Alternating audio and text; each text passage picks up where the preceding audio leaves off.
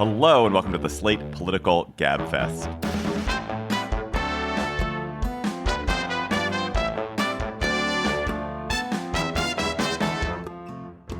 November 24th, 2022. Happy Thanksgiving. The What If Twitter Vanished edition. I'm David Plotz of CityCast. I'm in D.C. I'm joined, not in D.C., by John Dickinson of CBS Prime Time from New York. Hello, John. Hello, David. And from New Haven, Connecticut, Emily Bazelon of the New York Times Magazine and Yale, the no longer ranked by U.S. News, Yale University Law School. So now not one of the top law schools in the country. From Bottom. New Haven. Yes. How does it feel to be working in an unranked and probably now unaccredited law school, Emily? Righteous. It feels righteous. I don't think we lose our accreditation for the dean pulling out of the U.S. News and World Report rankings, but maybe that will be next. But yeah, no, it was a totally righteous thing to do. They're not valuing public service enough, and those rankings are just like a terrible scourge on the universe, as far as I can tell. This week on the Gabfest, could Twitter vanish? What would happen if it did? Then this World Cup was born in squalor, raised in sin. Can it be redeemed? And then a once prominent anti-abortion activist claims Justice Alito leaked a key Supreme Court decision some years ago, weeks before it was made public. What does this tell us about the recent Dobbs leak? Does it matter if the court is leaky? Plus, of course, we'll have cocktail chatter. And reminder, our Conundrum show is coming up, and we have a great guest who's gonna cogitate on the mysteries of the universe with us, Alison Bechdel, she of the Bechdel test. And who better than the writer, cartoonist, I would say part-time philosopher, Alison Bechdel. So if you have conundrums you'd like us to answer or you'd like Alison to tackle, please send them to us by going to slate.com/conundrums. And just a little teaser, dear listeners, here are a few that you've sent to us already. Should voting be weighted to account for how long the vote would impact your life? For instance, if you're 18, your vote would be worth one vote. But if you're age 77, it would be worth a tenth of a vote. That's a really good question. Then another one, would you rather travel 100 years back in time to meet your ancestors or 100 years into the future to meet your descendants? Great question. And this one, fuck, marry, kill, bread, rice, pasta, which is an amazing question. Amazing. So submit your conundrums to us at slate.com/conundrums. This episode of the Gabfest is sponsored by Myrtle Beach, South Carolina. Myrtle Beach, South Carolina is the beach. It's also the perfect place to enjoy the holidays. Here you can get all the holiday cheer you can handle, plus 60 miles of beaches and endless fun. There are just not that many places where you can celebrate the holidays or ring in the new year with an ocean view. And this time of year in Myrtle Beach is great for horseback riding along the shoreline, fishing from charter boats or in the intracoastal waterways, or golfing at any of the 80-plus award-winning courses. So take a holiday from the average holiday season at the beach. Plan your getaway to Myrtle Beach, South Carolina at visitmyrtlebeach.com. The chaos at Twitter has calmed down slightly this week, I guess, by the standards of previous recent weeks. Elon Musk has not tweeted quite as many provocations at his employees. Of course, he has fewer employees, so why bother? That's exactly right. Most of the people who he was tweeting provocations at have been fired or quit. That's what's happened. The site still seems to be operating. Donald Trump, I guess, is allowed back on it. So is Marjorie Taylor Greene, I saw this morning, is allowed back on it. Still, Twitter exilees, the Twitter heretics, are issuing dire warnings that the site could collapse and die. So I think there's the question of what could it fall apart and what would that be like? And then could it vanish and what would that be like? So do you guys think it is a reasonable posit that Twitter could actually fall apart? I think it could break in some way that could prove temporary, like they could fix it. But, you know, there's people who know about coding and things that I don't know about have presented various scenarios in which there's a part of the Twitter technology, part of the infrastructure that breaks or jams, and there aren't people who have the deep knowledge of the system to fix it. I would imagine that eventually they would get it back online. You could worry about a data breach in the middle of that. So, if you have a lot of private DMs on Twitter, now might be a good time to delete them. I also think in the medium term, it could go bankrupt. I mean, Musk has saddled it with an enormous amount of debt. And so the financial picture looks like a threat to me.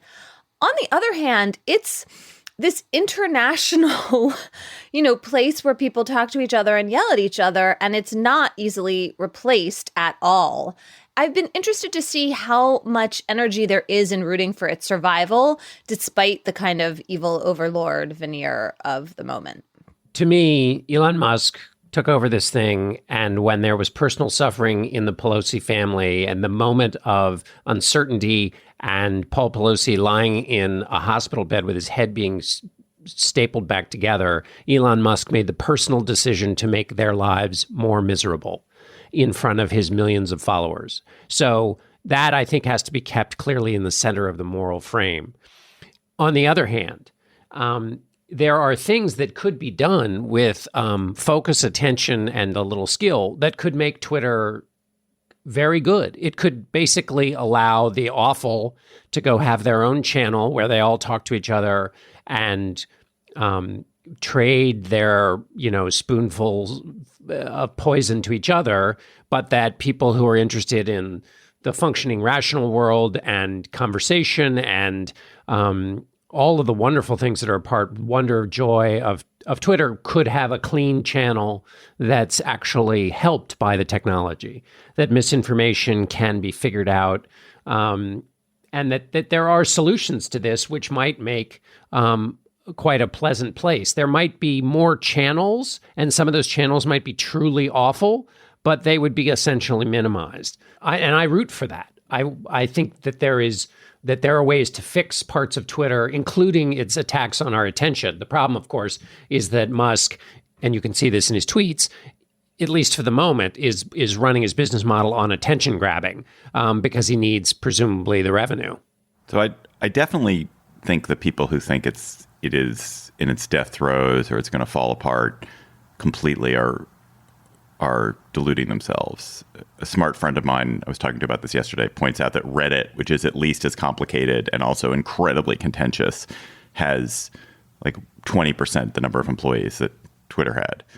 So it's very possible that it was overstaffed. It's also true that in our own lifetime, we all can remember that Twitter operated more or less as it does today with probably a tenth the staff. I mean, Twitter is not that different than it was 8 years ago or 10 years ago or 15 years ago.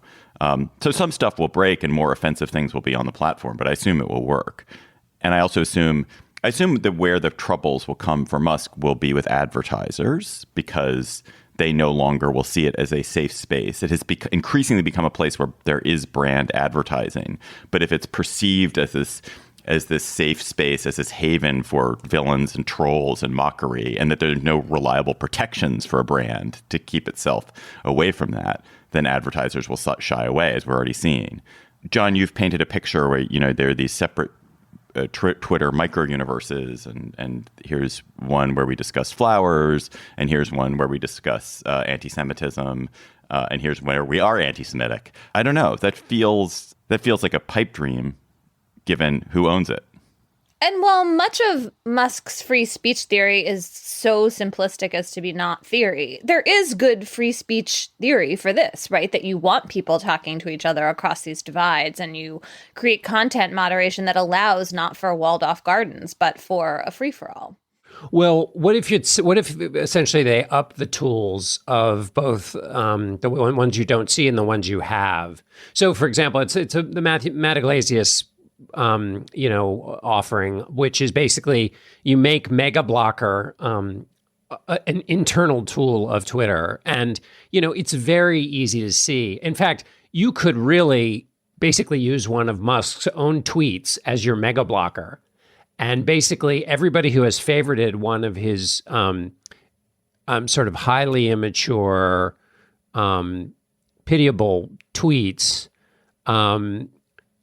you block everybody who favorited it, and you would clean up you would create your wall. It's not Twitter doing it. It's giving you the power to create your own world in which people who gather around that and who like that kind of thing are just not in your world anymore. And this is not, I don't want to hear what people have to say who prefer lower tax rates. These are people who kind of find nourishment in the lowest order of immature behavior. And so that's fine. Let them go do that. I mean, it's not fine. It's awful. But let them go do that, and you wouldn't have to be around that. And you would have created it yourself, and he would have given you the tools to create it. And that way, that seems totally possible. That way, you leave the big circus, but you create your own walls. So this is very journalist-centric. But John, as a journalist, do you feel comfortable using tools like that? I mean, at the New York Times, we've been asked not to use tools like that. And the idea is that we're not supposed to be blocking people. We're supposed to be open to what they're saying back to us. And I see the virtue of that. On the other hand, the weird thing about social media is the cross between the personal and the professional. And so there's some personal, cost to being bombarded in that way. Yeah, we make decisions all the time about how to apply our time and attention to the information that comes to us. So, and we also we also understand the hierarchy of information that comes to us and what we have time and attention for. And so, first of all, if Twitter is your primary way of getting in information, you've got the wrong end of the stick just from the beginning of it. And if tweezing out how you do and don't receive information on Twitter is where you're spending your energy as a news organization, you've got the wrong end of a second stick. So I think it's, as a journalist, your obligation is to pay attention to bigger, smarter voices of all different kinds, and to use some of the and to use your brain in that world, including, as you do, going and reporting and talking to actual people. So when you're done with all that, there's no more time in the day for you to listen to what Spoonboy 7835 has to say about, Jews and how they run the world. It's not, I don't think it's a big, huge loss. I would like for you guys to explain to me this question, which is that what is the value that Twitter brings to the world that other entities cannot? And what is the thing that would truly be lost if we lost it? So I will preface that by saying as I mentioned a couple of weeks on the Gabfest, I am now on a Twitter diet, a Twitter fast. And I've given up scrolling Twitter. I don't look at tweets anymore. And I feel like I'm missing some of the conversation. On the other hand, I'm reading more books and watching more World Cup. So that seems good. And I just wonder what it is that you all think is the irreplaceable aspect of it that can't be taken over by an Instagram where a brand can certainly share its message, or by TikTok where an influencer can certainly do something fun that people will find engaging. All those things can replace it. There's nothing special about Twitter. Everybody, people happen to be there already, and I'm lazy. So I think I'm platform agnostic. But what I do think, for me, a utility of it is, for example, this morning, Diane Swonk, who's the chief economist for KPMG, did a riff on, basically she was saying, I don't want to have to game out the damage that would come from another rail strike. And then she essentially did. I mean, so it was like a series of tweets about this rail strike that might very well happen. And it was quite interesting, low barrier to posting. And so this is, the equivalent of what she would say if you ran into her on the bus. Which she would be taking because there was a rail strike. That's right, because there's a rail strike. And it was interesting expert information that she didn't have to go get booked on CNBC. She didn't have to go write something so it was a low touch way to do that, which was very useful to me and prompted my thinking. And now I can go off and read more if I want. I learn stuff from political science professors every day about cool things that they're researching and have studied and found. And so that stuff is so useful. I would hate to have it disappear entirely, but it doesn't need to show up on Twitter. I think it's what John is saying, the sort of quick hits of analysis by experts in a moment where you're curious. And maybe you would see that in a news feed, but you very well might not. That's the most useful thing. And then the other thing is gossip and people having fights with each other and being mean. And while that is attention grabbing, and I totally fall for it, I think especially in our less office COVID era, It scratches some itch that I have. It is not good. Like, that's the part where a Twitter fast would be very good for me, because often it just draws me in a kind of spectator way. It's like a gladiator fight. I don't need to know that people are mad at each other, or if it has some effect on me, if it's directed at me, it then like affects my day. And neither of those things are helpful, and I would be better off without it. The point that Anne made, which I think is right, which is more complicated, is at what point does one make a personal decision about participating in a thing that is an engine of perfecting hate, and that relies on that hate and relies on the attention-grabbing nature of not just gossipy hate, but truly dangerous, awful hate. While you may be participating in your channel over here and you don't see all the sludge in the other one, you're nevertheless participating in something that's morally bad. Slate Plus members, you get bonus segments on the Gabfest every week. If you go to slate.com/Gabfest Plus, you can become a member. Our Slate Plus segment today is a sort of preview of our conundrum show. We're going to pick one of the conundrums that's been sent in. This one was sent in by Ben, and we're going to talk about it as our Slate Plus segment, just as a little teaser for the show that we'll be doing in a few weeks. And that question is going to be, what's something you wish you could travel through time to convince your younger self of, but you doubt your younger self could be brought to believe? So go to slate.com/Gabfest Plus to become a member today. Get bonus segments from us, as well as no ads on any podcasts and member exclusive episodes and segments from other shows like Slow Burn and Amicus, as well as unlimited reading on the Slate site. Hi, I'm Dana Stevens, co-host of the Slate Culture Gabfest. Every week on the Gabfest, Stephen Metcalf, Julia Turner, and I discuss the week in culture, from highbrow to pop and everything in between. You can tune in to hear us analyze the latest movies, TV shows, music, and whatever articles happen to be blowing up in your social media feeds. We cover it all, and we never shy away from a healthy debate. The New York Times book critic Dwight Garner has said, "The Slate Culture Gabfest is one of the highlights of my week." We hope that you will give us a try. Please listen and subscribe to the Slate Culture Gabfest, wherever you get your podcasts. I'm Willa Paskin, the host of Decoder Ring, Slate's podcast about cracking cultural mysteries. We have a new season coming up full of juicy topics, like, remember the viral phenomenon and optical mind blower known as the dress? Hey guys, what color is this dress? One of them said blue and black, and one of them said white and gold. And within 10 minutes, there were like dozens of people screaming at each other. And we'll look at another piece of clothing, this one from the past. The most obvious thing about the bustle is that it makes your butt look big. Why did these ladies want to have such big butts in the end of the 19th century? And what can we learn from the rise and fall of one of the most well-known personal injury law firms in America? Savino and Barnes, injury attorneys, 800-888-8888. Your connection to them is a jingle, and the fact that they've just paid to be inside your head for so many years. Why am I having an emotional reaction to their breakup? You can hear these episodes and more on the new season of Decoder Ring, wherever you listen. Like many of you, I will be spending the next 4 weeks watching the World Cup. That will be what I'm doing. I woke up early, watched the Argentina-Saudi Arabia game this morning at 5 a.m. That was exciting. We're not going to talk today about the likely outcomes, about Lionel Messi's swan song, the it's coming home daring do of the English team, the injuries to the French team, the possible disappointments of the U.S. team.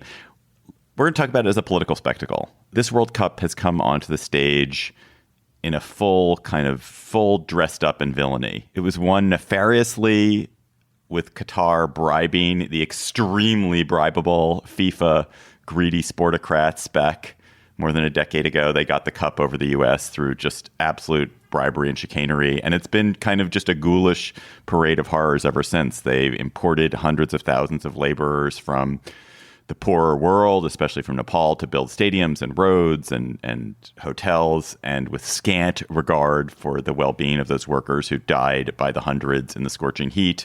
There is the continued persecution of gay people in Qatar. the suppression, even unto today, of the slightest effort by soccer players to acknowledge the persecution of gay people and the kind of bullying of soccer players to prevent them from publicly acknowledging it. There's so much that's ugly about what this World Cup is. And yet, and I will be on the side of and yet. I will represent the side of and yet. Emily, China Olympics, Russia World Cup.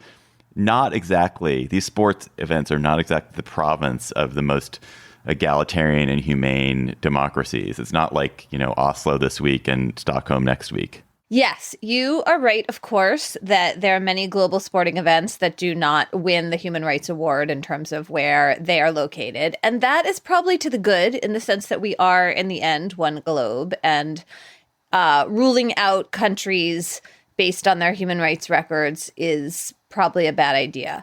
At the same time, I think what troubles me about this World Cup in Qatar is all of the migrant labor that went into actually building the apparatus for the event that seems to have just involved enormous suffering and exploitation and death in a way that seems like they really could have fixed that. And there could have been a way to actually pay people what they were owed. I mean, there's so much money at stake here. The idea that the people who get cheated are the laborers who are actually building the stadiums, et cetera, is disgusting. And I mean, it's in the past, I suppose, but it's really discouraging that FIFA and the World Cup were what appears to be so for sale that they couldn't insist on some basically decent labor standards as this thing was getting constructed in a desert. One of the things that I guess I'd never really thought about is obviously there's these tremendous number of deaths in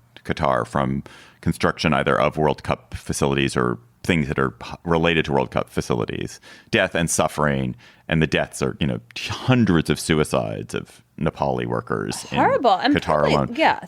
We don't know, but thousands of people have died. But the other point is that it is not just a Qatar problem. That if you look, it is even more deaths in Saudi Arabia, a much bigger country, deaths in the UAE. Like throughout the region, migrant workers are brought in, treated appallingly, and die at shocking rates. And it's certainly true that the World Cup is an accelerant of that in Qatar's case, but it's not true that this is a problem of the World Cup. It's a problem of a kind of economic system throughout the region.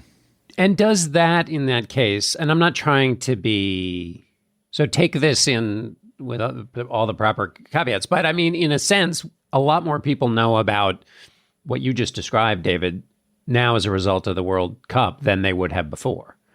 But that feels to me like not enough. I mean, I hear what you're right. Obviously, I don't mean to be suggesting you're saying that it is, but I mean, isn't the response or a response, David, to your correct point that FIFA and the World Cup had a chance to try to change that dynamic and a responsibility, and they didn't. And that is worse. Like they are still implicated in this terrible economic picture, even if it's broader, maybe especially because it's broader. No, I think that's true. And I think your point, like they did spend, I think the figure is more than $200 billion on this.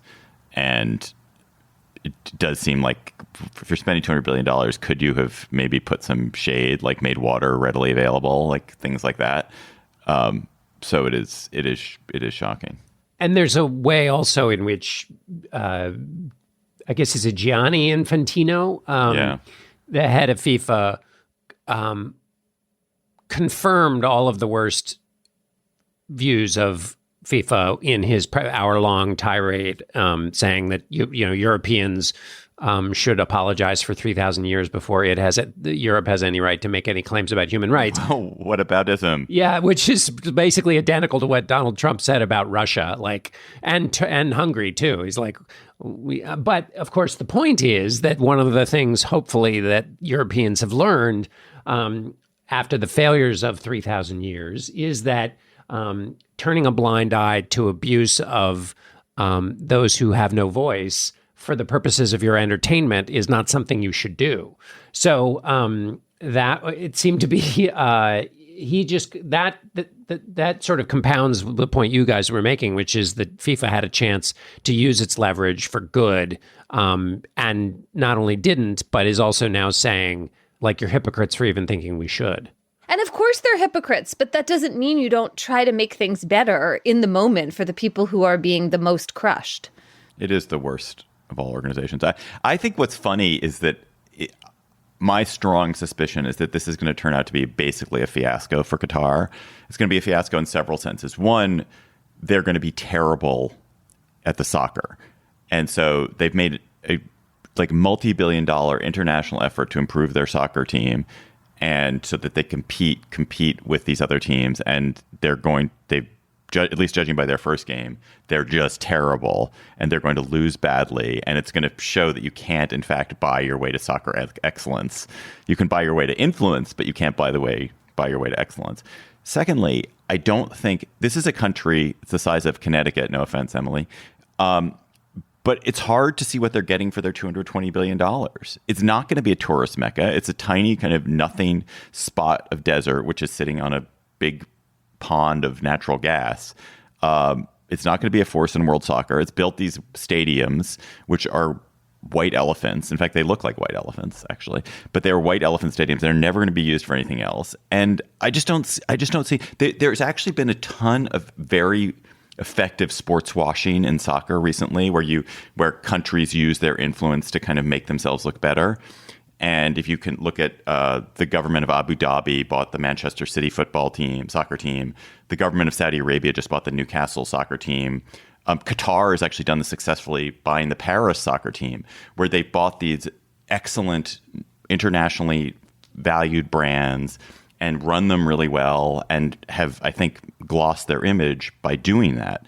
But I just don't think the World Cup is. I think the World Cup is going to seem like a kind of a joke.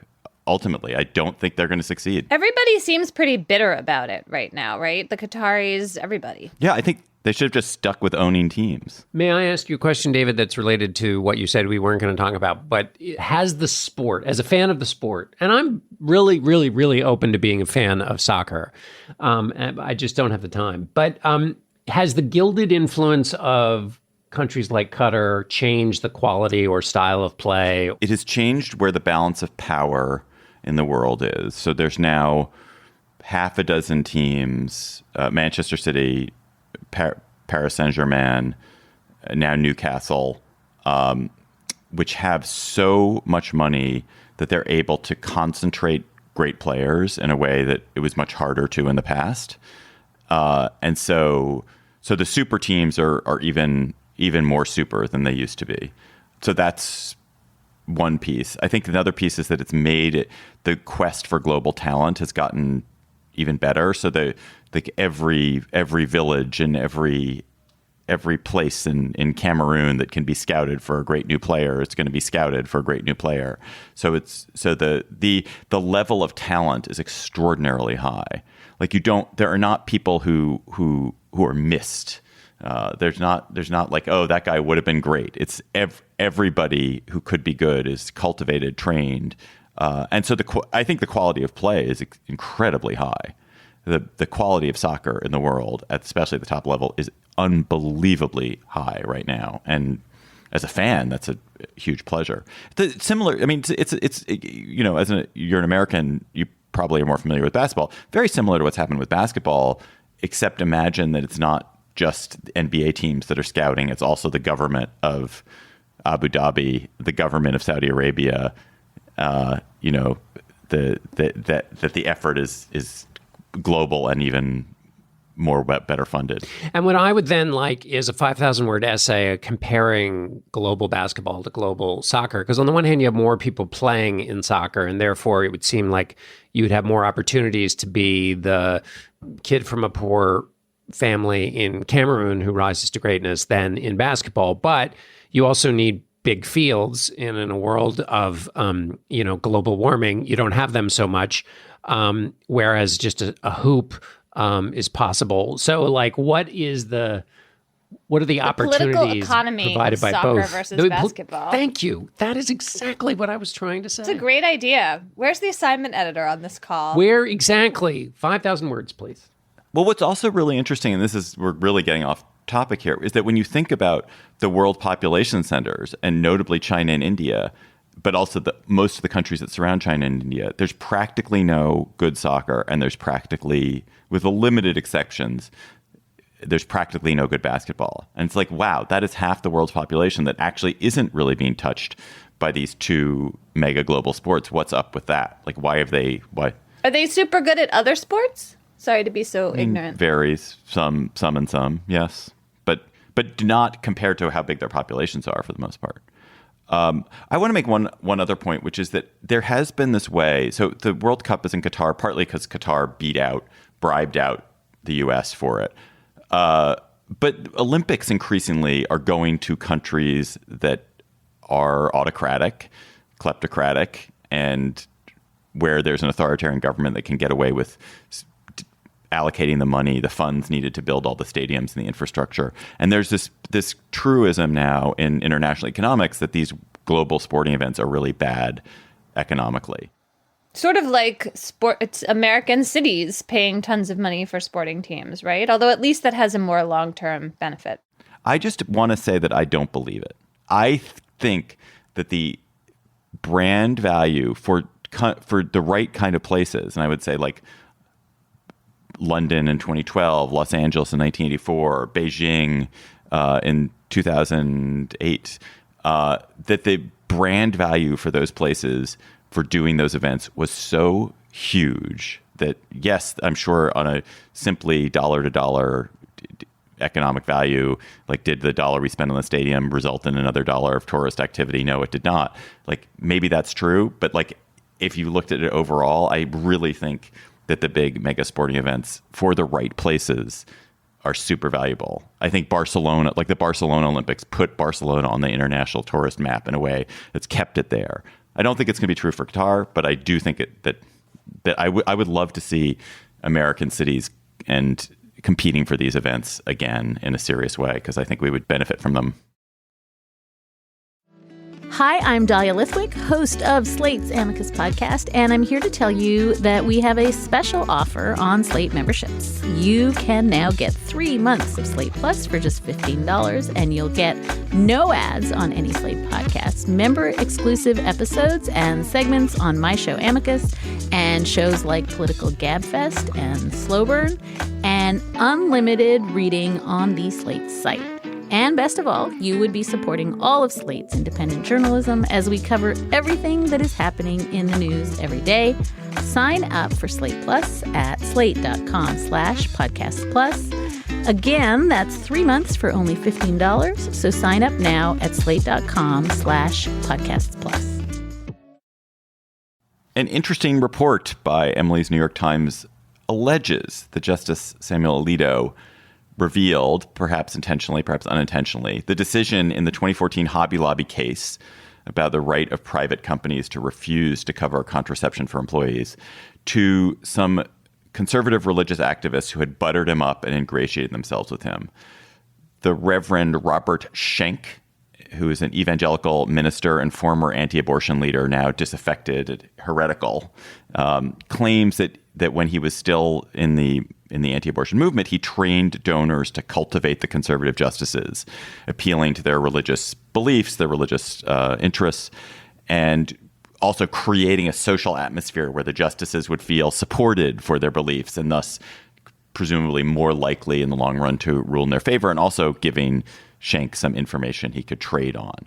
So, Emily, really interesting report. It doesn't have to do with the Dobbs leak that we talked about. It's not directly about the Dobbs leak, but it did start to reveal, and then there's been some subsequent reporting, this relationship that exists between, in this case, conservative justices and activists who seek to benefit or seek to shift conservative justices or seek the Supreme Court's to change its decisions. So what did you make of the report? Well, I think you're absolutely right. There are two parts to this. This article, this probably series of articles by Jodi Kantor and Joe Becker. And the first part is the leak. And so we should talk about how much this matters. And, so we'll take that first. And then the second part is this like social cultivation that's connected to praying with the justices in the Supreme Court building. Those are allegations from the successor of Robert Schenck that she made like on a hot mic. That's not brand new news, but it's connected to this group Faith in Action and Liberty Counsel. And the issue here with this sort of social cultivation is I think more interesting to me in some ways because there is, first of all, this, I think, real problem of an appearance of impropriety of groups that are filing briefs in front of the Supreme Court and then also having these private meetings, especially prayer sessions, because prayer is such an obvious tool of advocacy and of people's deep emotions about a subject. So if, the justices in or out of court are praying with groups for the end of abortion who are also filing briefs asking to reverse Roe versus Wade, like that just seems like obviously crossing a line. And I should just say in this context that the Supreme Court sets its own ethics rules and basically has no rules. And at the end of all of this is that just like huge problem, I think, in how it operates as an institution. And we're seeing the cost to the institution in the liberties people are taking, justices are taking. And, there were calls for the FBI to get involved in this leak investigation, but I don't think that's actually happened. Hobby Lobby was the company that didn't want to provide health insurance that included birth control coverage. So the allegation here is that Alito or his wife at a dinner with a very wealthy couple let slip that the decision was going to come down on behalf of the challengers who did not want employers to have to pay for birth control for their employees, and that when Schenck found this out a few weeks early, he was then able to prepare for it. So I find this part, obviously, if it is true, it's bad. Supreme Court judges aren't supposed to let this information slip. I'm not sure how much it really mattered in the world that this reverend knew this in advance. It does, however, just add to the sense that, something too close was going on. And I think for me, one of the most startling parts of the story was, one of the pieces of evidence supporting this thesis is that the wife and the couple emailed Reverend Schenck and said, I have some news for you, call me, no email. So obviously she had something to disclose that she didn't want written down. And then her excuse to the New York Times for this was, she'd gotten sick that night and Justice Alito had driven her home. And that was something she needed to be super excited and report privately in a phone call. And that's so implausible. Like, she should have just said, I don't recall. I mean, really, it just seems utterly, just not believable. And so that makes you think, okay, well, it does seem like there was this private channel of communication. And they're just not supposed to be doing that. And I don't think it necessarily suggests that Alito is the source of the Dobbs link, because there is an argument that leak was in his interest, but it's not that strong to me. But it does go with this picture that's emerged of Alito as being really intemperate, right? I mean, this is a person who's given these like fire and brimstone speeches at Notre Dame and elsewhere, who, mouthed this denunciation of President Obama during a State of the Union. Like, he's just doesn't seem to have a lot of self-control. And that's not good for the court as an institution. I mean, maybe it's fine that we're getting to see that, but... Why is that not good? It's not good in at least the narrow case that if it's a self-policing institution, at the basis of self-policing is that you have some ability to be restrained and that you aren't swayed by your emotions, and particularly by the ones that are most closely felt by you, because those are the areas that most need recusal and otherwise. So if you're susceptible to flying off the handle, not good in a place that says you must police whether you are going to fly off the handle or not. I'm not sure if I believe what I'm about to say, but it absolutely infuriates me, the kind of monastic self-regard that the Supreme Court holds itself in, and this pretense that they are, these high priests of the law above everything. We just know they're humans like us. They're exactly like us. They're vain. They're petty. They're small. They are susceptible to flattery. They're susceptible to, making one decision before lunch and another one after lunch because of how good lunch was. This is, I think, what Alito does is revealing a little bit more of that humanity than justices and the Supreme Court as an institution wants revealed. But I don't know that that's correct. I mean, I don't actually know the answer to this question, Emily, but I'm sure you do. I am sure it is the case that Ruth Bader Ginsburg was cronies and friends with liberal legal activists. Sure of it, 1,000,000%. Like, was she leaking results? I have no idea. But like, was she hanging out with people who were, very sympathetic to the liberal side of cases? I bet she was. Including journalists who cover the court and shape the public perception. I mean, Nina Totenberg's book is about this. Like, there's tons of hobnobbing going on in it. So there is a difference between socializing with people and telling them what's about to happen. So let's just make that clear. But I think you're right. I mean, I did a lot of thinking as I was reading this story about how I would have felt if it was liberal justices hanging out with liberal, very wealthy people. And I think there is still an appearance of impropriety, right? I mean, part of what's going on here is like access to the Supreme Court Historical Society. It's like really buying your way in.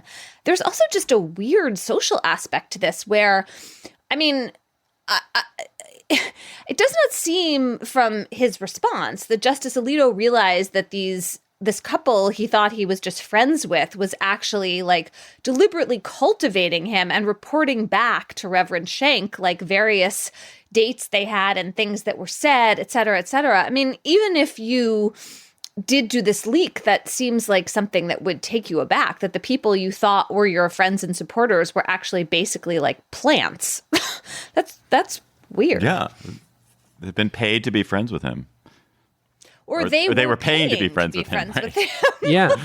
Yeah. I have two points. The first is on the monastic self-regard is what you say, David, is I think exactly right. But I think it's inconsistent for an individual justice to say, and this is not what Alito is saying, but you can't say, don't hold me to the monastic standard of purity. And my reason you shouldn't hold me to that standard is because I am a sterling member of the monastery. In other words, they use it to protect them from inquiry. Yes. And so then you can't then say, well, this allows them to behave. Yeah. No, I agree. I totally agree with you. Yes. And Alito, just like Scalia, really does polish up the badge of monastic superiority, and so isn't allowed to avail himself of that defense. But what I found so extraordinary about this piece was not the whether Alito leaked or not. It seems, having reported on a zillion things like this, there are a million times. So now that's a zillion and a million. People call you and say, "Oh, I got this thing. Like I was at this dinner and they said this." And I'm like, well, what exactly did they say? And they said, well, they said Hobby Lobby. Right. Okay, so that's great. But what else did they say? No, they said Hobby Lobby. Okay, but did they say Hobby Lobby is going to be decided this way? They said Hobby Lobby, right? So you have this game of telephone with interested parties who want to basically dine out on the fact that they were at Alito's, and they want the thing to go a certain way. And oh, by the way, Alito is probably going to rule in this particular way. It's no big surprise. So all of the confirmation bias in the game of telephone makes it highly possible that this is essentially either somebody pretending they know something they don't, which people do all the time in relationships like this. Oh, look how close I am to Alito. He told me this, when it's total hokum. But that doesn't matter. What's fascinating is that this is a portal to this world of grooming the justices. And I think this is where it's interesting with respect to Dobbs. If the idea that you were mentioning earlier, Emily, was that Alito leaks it, or not Alito himself, but somebody who works for Alito leaks the opinion to keep Justice Roberts in a box, to keep Justice Roberts from trying to find a more kind of middle of the road decision, that it keeps the pressure on, that is what I understand. This campaign of Ministry of Emboldenment was that Schenck's objective here was not just to get people to change their minds, but to really lock down these justices in a cocoon of affirmation so that they would stay on the maximalist position. And that does seem consistent with the theory behind one of the theories behind the leak of Dobbs. Yeah, and that's really interesting. In some ways it seems like obviously conservative justices are surrounded by people in a conservative and religious, if they're religious, social milieu that's supporting them and making them feel like they're doing important work, that they're doing God's work. And, Supreme Court justices all over the ideological spectrum are going to have that kind of support in their lives. felt reading this that these conservative justices may at least feel that they're embattled in a way that was sort of surprising to me, given the Federalist Society and all of the money and attention and fame and glory that has come from the right wing for being who they are. And I think it's sort of part of their persona and their view of the world. I mean, we see this with Alito very strongly, that, you know, he feels like he's shaking a fist in the face of the liberal establishment. And I also do understand, I mean, when you think about law schools and even legal world, it is a mostly liberal place. And so they're right that, I mean, I think it was, first I was like, why is Reverend Schenck, was this just a big grift on his part that he was getting all this money to be right next to the Supreme Court? And don't the justices have this in their lives sufficiently that, you know, this is just like a play for donors? But then I started thinking, no, actually, I think they are performing a real role here. And then the appearance of impropriety starts to matter to me more, not because I think that, you know, Alito's going to vote to uphold Roe without this, but that in the long term, there are things that justices do and the level of just sort of righteousness that they feel that are going to be affected by this kind of influence. Just aligning myself, Emily, with your point about them feeling embattled, I think it's not just that the legal establishment, it's that Washington, they live in Washington, which is a very, yes, there are lots of Republicans who are in Washington, sure, but it's a very liberal city. The media coverage that is in Washington, it tends to be very liberal. The kind of legal media coverage is extremely liberal. So I do think that they feel like in their day to day, and this I bet was severely compounded by the threat to Justice Kavanaugh. They feel like, oh, we are, you know, we're living in the lion's den here, and we need to find the allies that we can find. And I think it's probably really psychically important for them to be more cocooned and cushioned. I don't think that the liberal justices feel that way when they go to the opera. Let's go to cocktail chatter. When you were having a post-tryptophan cocktail, post-Thanksgiving cocktail, Emily, what will you be chattering about? There was an amazing and so well reported and very disturbing story in my New York Times Magazine this week by Rozina Ali. It's about the forced adoption, and really the one word that is used in the story is kidnapping of an Afghan infant by a former U.S. serviceman, evangelical conservative in the United States. And it's just this tale of so there is a man and a woman who are under fire. Allegedly, the man blows himself up. The woman is killed by U.S. forces, and there's a 2-month-old baby who is with them. And she's brought to this American base, and understandably, people at the base are, you know, taken with her. Then the Afghans find out about this, and they figure out who her family is. And the child goes back to people who are closely related to her, who are taking care of her until she's 2 years old. But this particular U.S. serviceman, Jeffrey Mast, gets obsessed with this baby and basically tricks and deceives and lures this Afghan couple into coming to the United States, ostensibly to get medical care for her. And this is, of course, as U.S. forces are leaving Afghanistan and everything is chaotic and they're scared and impoverished. And then succeeds in trumping up a case in American court that allows him to forcibly take this baby, this 2-year-old, away from them. And it just broke my heart to read it. I find the idea of taking children away from the people who are their functional parents and taking care of them to be just heartrending every time. This has this whole international veneer that just made it more upsetting. And this case is going back to court this month. So it was a really well-timed story in terms of shining some light on this. And I'll be really curious what happens next. But kudos to Rozina Ali. She went to Afghanistan to find this family, to try to understand what had happened in this village when these deaths took place. And it's a really good story. John, what's your chatter? My chatter is about a deception cake with a frosting of weaselness. The Philosophy of Modern Song, which is a book by Bob Dylan that was put out by Simon & Schuster, was offered to some patrons for $599 to get hand-signed copies of this book.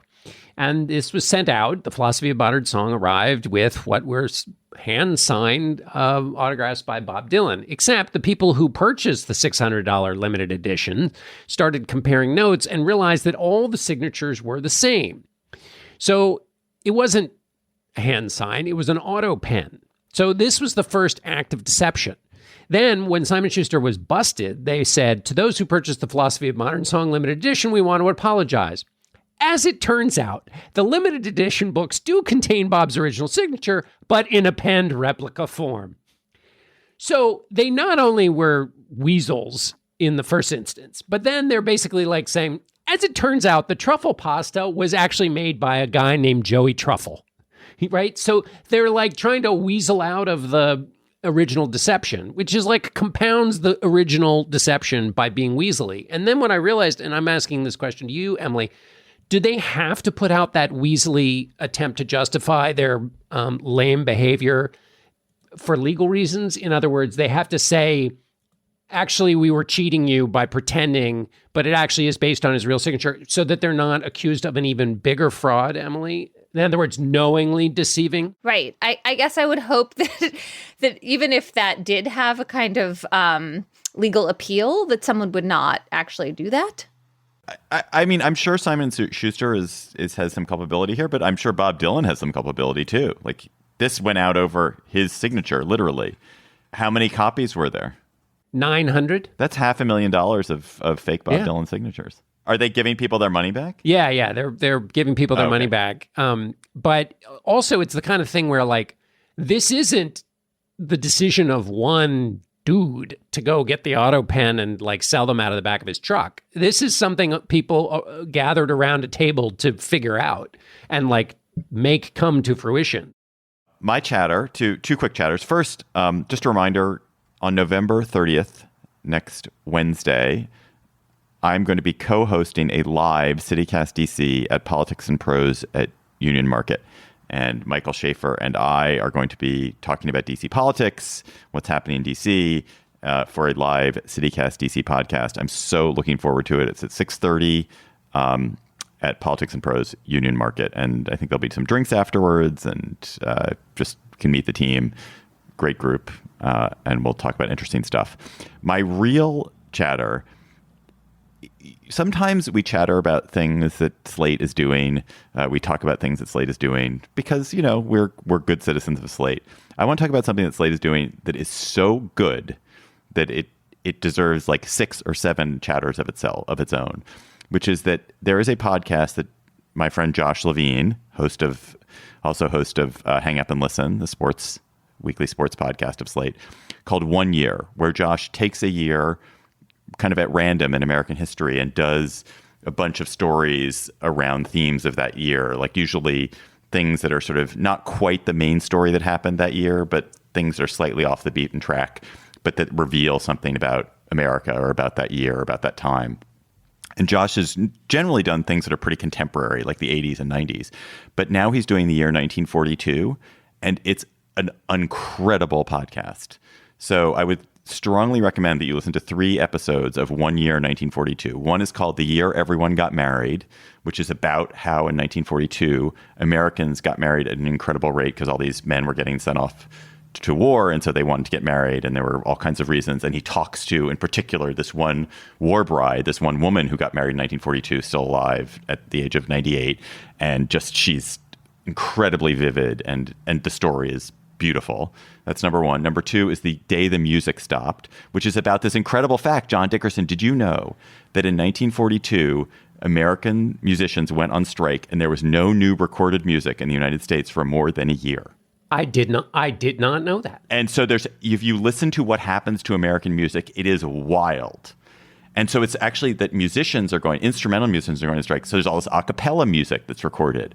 There's certain musicians who weren't in the union, like certain instruments, like the harp.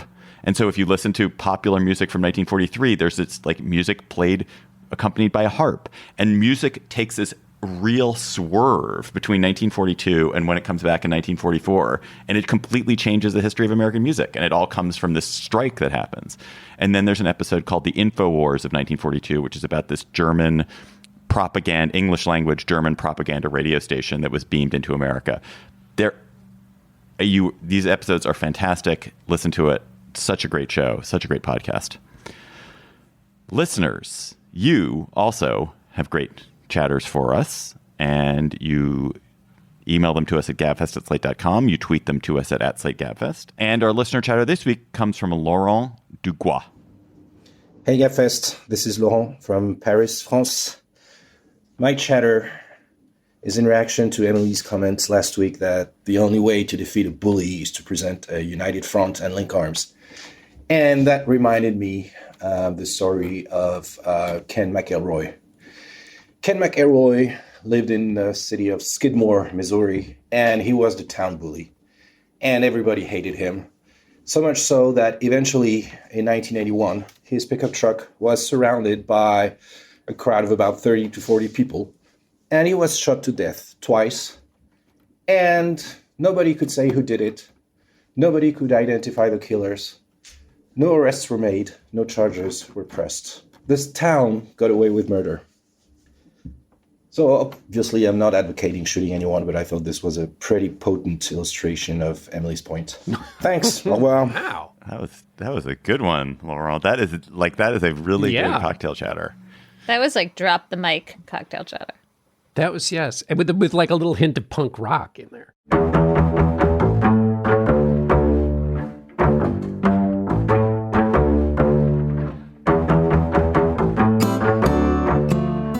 That is our show for today. The Gabfest is produced by Shana Roth. Our researcher is Bridget Dunlap. Our theme music is by They Might Be Giants. Ben Richmond is Senior Director for Podcast Operations. And Alicia Montgomery is the VP of Audio for Slate. Follow us on Twitter at @SlateGabfest for as long as Twitter continues to exist. Tweet chatter to us there.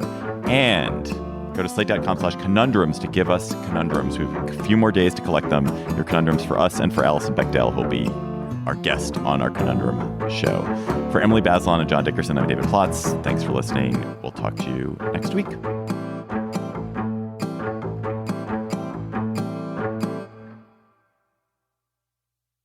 Hi, Slate Plus. How are you? We are going to do our Conundrum show coming up in the interregnum between Christmas and New Year's, but we're preparing, and you guys are sending us your conundrums to slate.com/conundrums, and we thought we would whet the appetite, get the digestive juices flowing by doing a conundrum for our Slate Plus segment this week. So the one we chose is from Ben. What is something you wish you could travel through time to convince your younger self of, but you doubt your younger self could be brought to believe?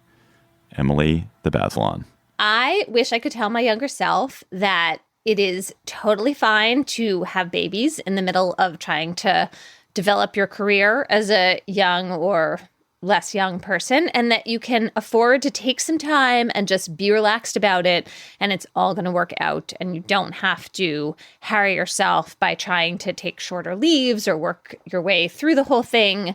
I wish I had had more faith in myself and been more relaxed and taken more time off when my kids were little. And that is always the advice that I try to give people who are coming up. So you think you wouldn't have believed yourself? I know I wouldn't have believed myself because I had too much anxiety and insecurity. So did people give you that advice, or no one even gave you that advice? It wasn't future Emily definitely didn't come back.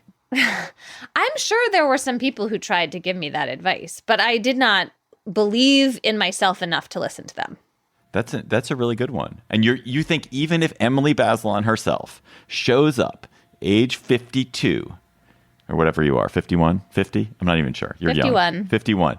51-year-old Emily Bazelon, grizzled, barely ambulatory Emily Bazelon shows up to 26-year-old Emily Bazelon and says, "Look, I know that you should take this time. I know it. I can tell you from lived experience you should take this time." You wouldn't believe it. I guess if it was really like the ghost of Christmas future and I could see some map of myself and understand exactly, if I had proof, you then could test I would. your future self. Yeah, but that's not really, I feel like this is more imagining that you can't prove it, but you're just whispering in your own ear, right? I like the conundrum. The wisdom is so powerful that it would, except embedded in the question is the fact that the wisdom isn't so powerful that it would work because your younger self wouldn't take it. Right. And so sometimes with these loops, the thing that is tricky for me is that how much does my level of anxiety drive the fact that like then things, right? What is yours? John, what do you have a thing? Do you have a one? I mean, I think this is a great question because I think the worry, I think one of the most dangerous quotes in the world is Mark Twain's quote, which is, if you find a job you love, you'll never work a day in your life. No, you will work and you will worry. And that work and that worry will make you do great work. And in fact, it's the work and the worry that you're signing up for if you're a certain kind of person. So if you're prone to worry, first of all, if you're not prone to worrying, you lucky dog, and may life continue to be an awesome, placid zoom into your rewarding future. But if you are a person of worry, then that worry is that is you, and you need that worry, and that worry sharpens you, and that worry also helps you when you get older realize that, hey, sometimes your worries are unfounded. One of the greatest, I think, exercises, which I've not used myself, but I've read about it and I really believe in it, even though I have no direct evidence of it, is before you go. That was just a snippet from our Slate Plus conversation. If you want to hear the whole conversation, go to slate.com/GabfestPlus to become a member today.